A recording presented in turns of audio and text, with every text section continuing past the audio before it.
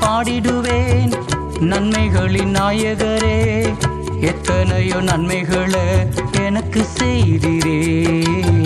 எல்லை இல்ல கிருபையால் என்னை காத்து வந்தவரே.